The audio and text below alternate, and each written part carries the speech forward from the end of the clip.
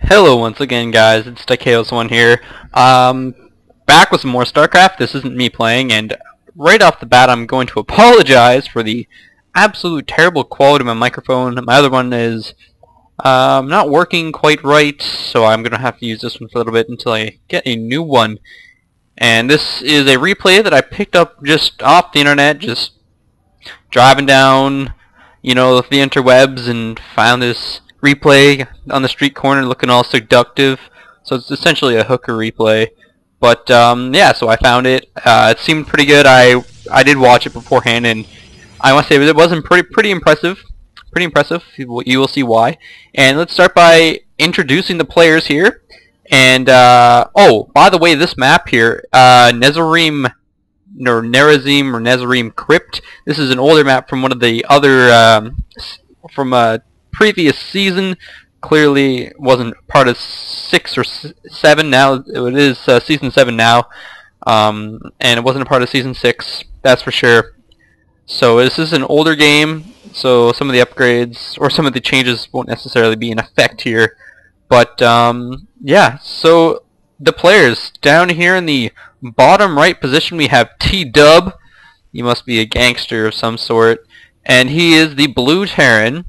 And up here we have AlaisRaider. Now this is of course the red Protoss. Now from what I understand, this is a ladder game because red and blue obviously are the two colors that the ladder uses the most, I would say.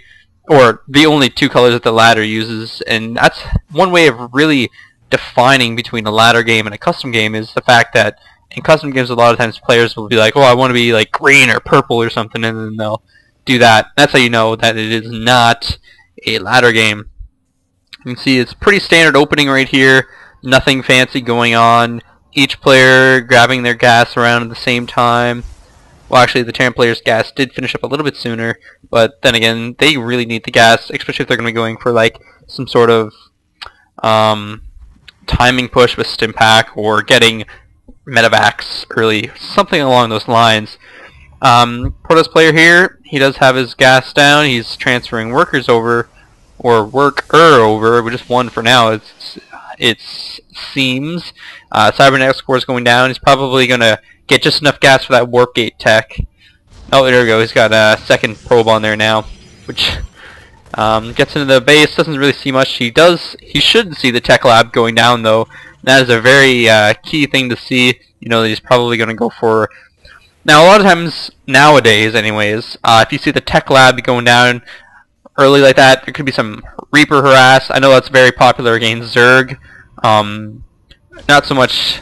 I don't know so much about PvT because I of course don't play Terran or Protoss. I play Zerg, so that's why you see the majority of Zerg videos on my channel. But yeah, the tech lab is down. He's got a Marauder coming out. He's not starting any sort of like Marauder slow or stim or anything like that. Usually you want to have that Marauder slow, which is really good for taking out Zealots. And Stalkers as well. Since Stalkers are as fast as Stalkers are the fastest, like basically attacking unit in the game until Zerglings have speed or are on creep. But in a PvT, Stalkers are ridiculously fast and very nimble and great at picking units off. It's really handy. He's got the orbital command just about finished now.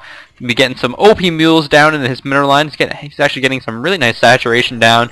Only has one SCV working on the refinery right now, which is questionable. I don't know why he would do that. He should have a couple more and be getting Stimpak research down, or at least concussive shells. I mean, 50-50. That's really cheap. There's really nothing to worry about. Like, it's really safe for him to do that. But regardless, this is a Gold League game, by the way. I should have mentioned that before. See him pushing out here. He has 2 SCVs in this group with the Marauders and the Marines. Normally, when you see Terran players bringing SCVs along, you instantly know, that he is going to be putting down at least one bunker in your base. But he does have 3 Stalkers, not 1 sentry to force field the ramp. That is something that is extremely key in any sort of gameplay as a Protoss player. I don't care who you're playing against, what you're playing against, you need to have that sentry right here at this ramp, because if he had been able to get that sentry out, well, his warp gate tech is complete, so if he had that sentry out, stall those units, he would be able to build a bunch of zealots and have them at the base, or at his ramp, ready to take on this army of Marines and Marauders. And zealots, of course, are very good, and he doesn't have, the Terran player T-Dub does not have the Marauders slow, so zealots would have done amazing. And you can see AlaisRaider here pulling every single probe almost off the mineral line, just doing actually a phenomenal amount of damage to these Marines and Marauders, bring them back over. So that was a very successful pull right there from the mineral line. Normally it's not something you would do just willy-nilly, but in a time like this that was very important. You see the Marauder is out, or sorry, not Marauder, the Immortal is out right now. It's going to make very short work of these Marauders. Immortals do all sorts of damage, 50 versus armored, and if I'm not mistaken, Marauders do count as armored units. I can't, surprised I had a problem saying that, but yeah, it's very interesting. He does have two bunkers down in the main. Probably could have got away with just having one, I would say, especially seeing as all of his tech is way back here, and there were no sentries to hold off the base. You can see right here, just picking off the few units that are in behind that are going at his middle line. And we look up at the Terran's doing down here. He's just like, oh, whatever, I got this game in the bag, you know. He's got a couple barracks down, still not starting the Marauder slow, the concussive shells, I guess, or stim pack, not even combat shield. Meanwhile, the Protoss player has four Stalkers and 2 Immortals, which is a very good army composition, because Immortals are OP, obviously. But the Terran player does have a very large force and very scary force, especially with these 2 bunkers here to be able to reinforce everything that's going on. But as I said before, the warp gate deck was finished, so he's able to warp in units. He was able to snipe that one bunker, because the Terran player left his SCVs to die, so there was no repairing going on whatsoever. And so all he has now are these Marauders and the Marines. But the Protoss player does have two fully functioning warp gates, so he'll be able to get Stalkers and Zealots in there no problem. And the Terran player is hovering at 1,300 minerals, which is absolutely insane. He is throwing down his command center, though. He's going for an expansion. At this point in time, he's thinking, yeah, I got this game in the bag. But he really doesn't. The Protoss player was able to come back and hold that attack off. Believe it or not, Terran player just completely microing there. I should have had that Marine in the bunker. And look at the Protoss player here. He's got 4 Stalkers, 2 Immortals. This one guy's got 9 kills. What a boss. Even the Stalkers are starting to get kills, and he's just going to move out. He's feeling really comfortable at this point. He knows that the Terran player sank a lot of minerals into that attack, and I mean, he's only now putting down more barracks, which is really late. Still doesn't have the stim pack or the concussive shells researched. Not even close.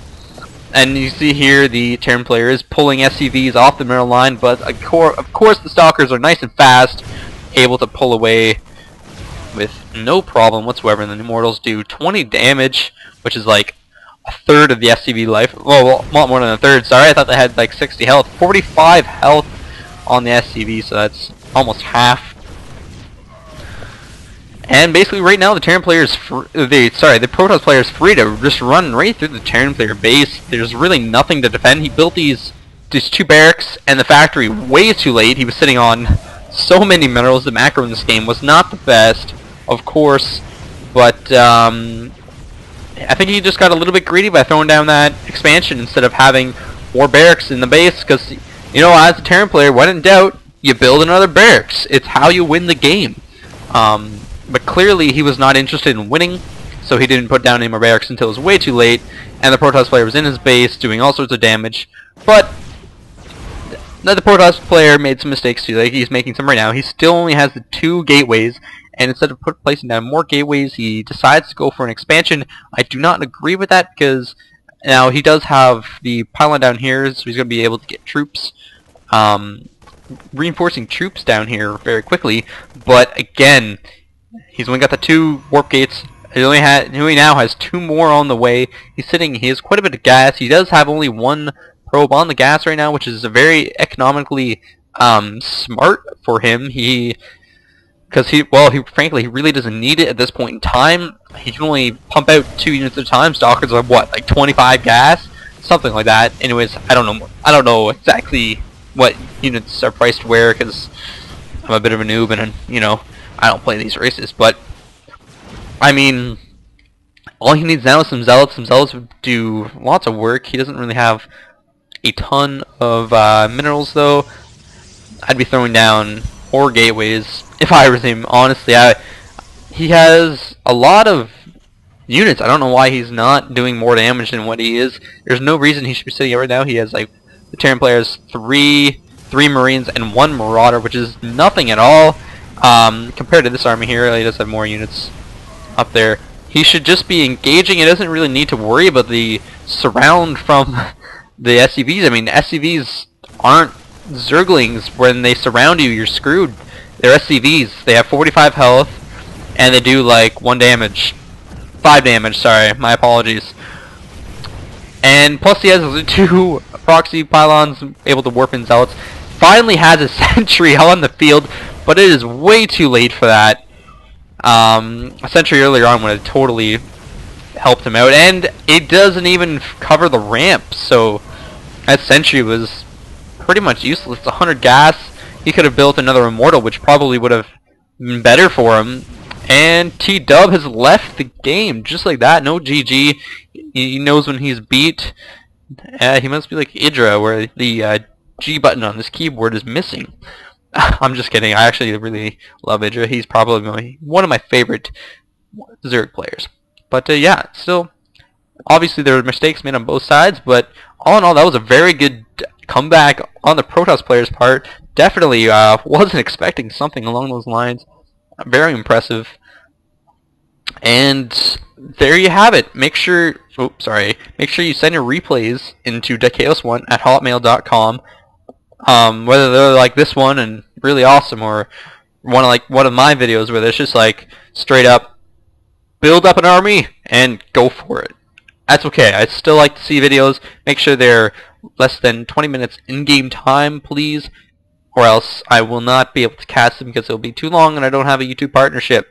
So thanks a lot, guys. Thanks for watching, and I promise I'll get a new mic for next time, so you won't have to listen to this awful noise. Alright, I'll talk to you guys later.